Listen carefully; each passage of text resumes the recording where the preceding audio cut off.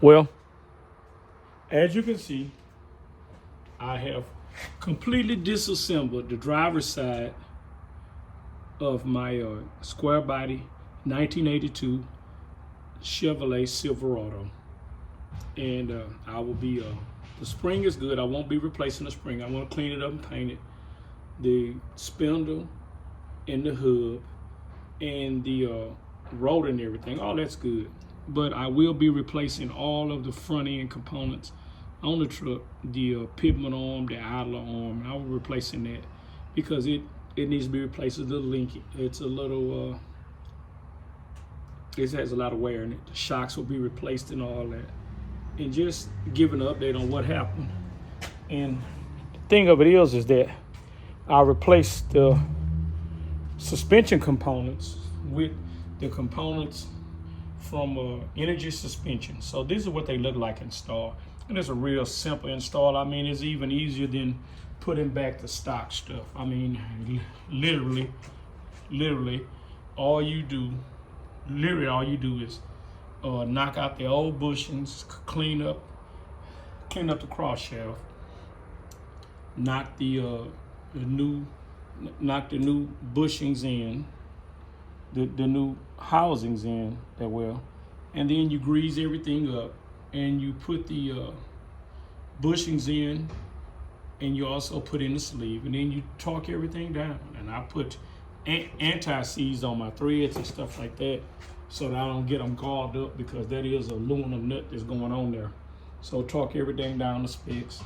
The next thing I'll do is take this tie rod in, take the tie rod ends off. But before I get too far, I'm gonna take out this upper ball joint, because it's been in there since 1982. It's bad. I've already grounded off the heads of it. As you can see, all I need left to do is knock it out, but I'm gonna wait until I get the new one. Then I'll knock it out, I'll paint it and everything, then I'll put the new one in, and the new one will be unpainted. As well as the sway bar bushings. You can see here that the sway bar bushings are no good. I mean, let's look at them. They're deformed, everything like that. I'm replacing those with Energy Suspension bushings as well. And I have those in the truck as well to be replacing. They are greasable, the ones I bought there. The passenger side of the truck, it's already tore down to the point of me just having to, if you can see here, I've already got the upper control arm separated. I just need to separate the lower control arm on it, just separate that, and then I can pick it up. As you can see, the tie rod ends and stuff are already off, and I've already started to disassembly that idler arm. Now, that thing is bad. I mean, it's been on that since 1982. I'll remove the shocks as well. And these are the sway bar bushings for the 78, 77 to 87 pickup right here. And this is the size of them, 1 and 1/16, and they are greasable. They are, and they look just like this right here. And I mean, Energy Suspension, they sell all the replacement bushings for any kind of vehicle you drive, whether it's import or domestic. They sell them. And just a great upgrade. It's a really great upgrade for a vehicle, because you know, rubber over time, when it gets all the contaminants on it, it will deteriorate. And where that polypropylene embossed rubber there, it won't do that. It won't deteriorate. It won't deflect, nothing like that. As long as you install it right, grease and everything like that, it'll last. It'll last a long time. I have the same things in my Monte Carlo there, in the front suspension of it. I did the whole front suspension of it with those polyurethane bushings, and hey, it handles real well. I'm waiting to do the back here.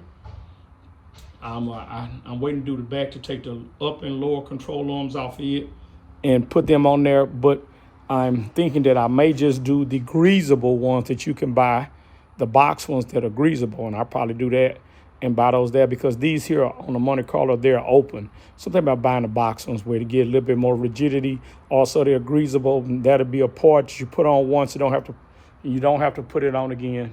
So, as you know, I went to the bike rally this weekend, and I rode my bike out there and had a great time.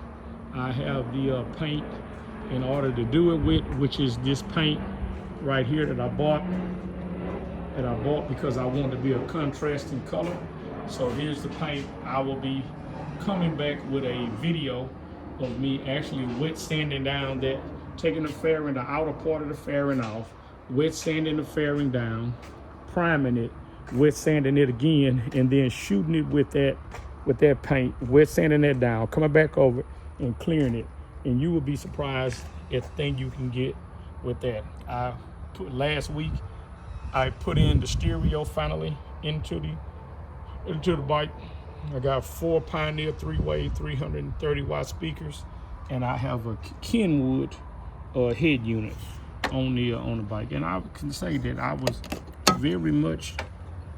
really impressed with it, and it was really loud and everything clear, and so it just did a good job. So this is just 2 of the vehicles that I have that I'm working on right now, because the Camaro doesn't need anything until I get around to putting the supercharger on it. And I don't know if I'm going to do a LSA supercharger or if I'm going to do a Edelbrock supercharger or what, but I'm going to put a supercharger on it.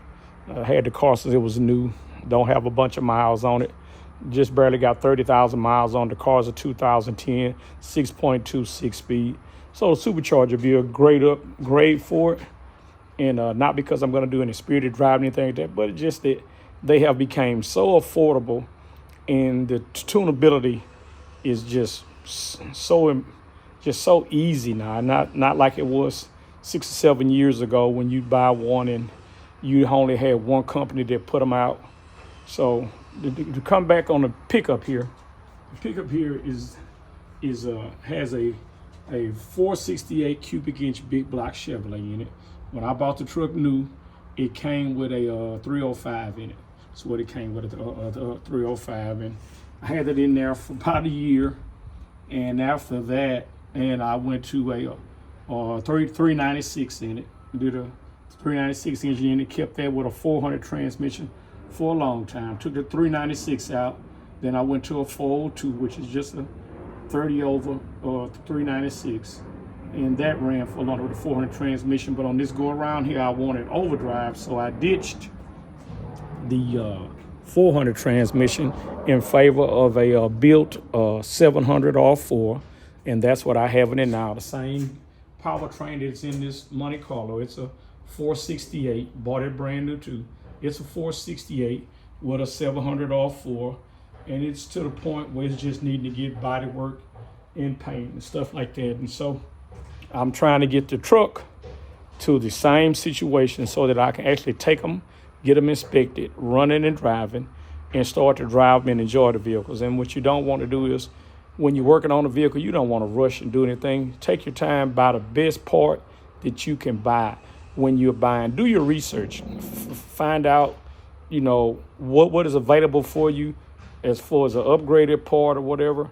And if you can do so, buy the best, just buy an upgraded part. I mean, if it costs you $4 or $5 or $10 more to get it, knowing that later on down the line you won't have to replace it, believe me, that's the way you want to go.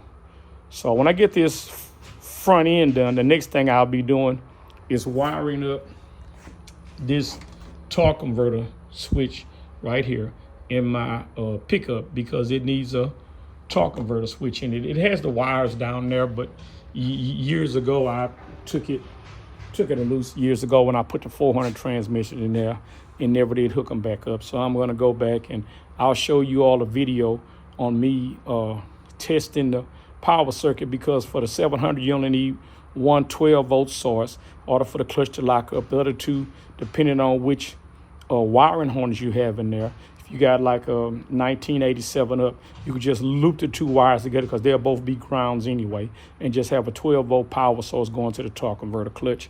And then from that, it's only a matter of you taking and adjusting the throttle valve cable there for your shift points and all that stuff like that.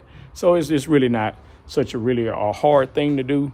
And I know everybody now is doing the 4L60s and all that with the standalone harness, and which is nothing but a newer style of the 700, but still two great transmissions. I mean, and if you're going to build a project, whether it's going to be an automatic or standard, I would really encourage you to take and to find a overdrive transmission, whether it be a 4-speed overdrive, 5-speed, 6-speed, whatever you can get your hands on that will fit in your vehicle, and that you can economically put in there and get it up and going. I behoove you to do it, because you just enjoy your vehicle so much better. It's easy on your powertrain and stuff like that. And with gas getting to place it the way it is and the prices getting to be, it'll just help you out.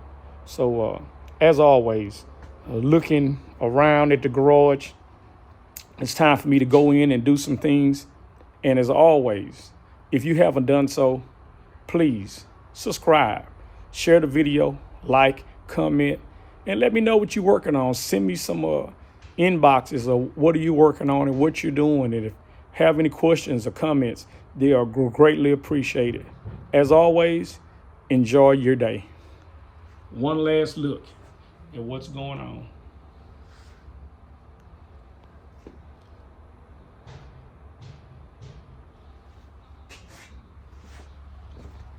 Look at those energy suspensions, bushings. Boy, that's nice. And guess what? It's gonna ride even better because I'm gonna get some Bilstein shocks and put on it. Have a great day. And there's your message for the day. Tip of the day. Energy suspensions. What a great deal.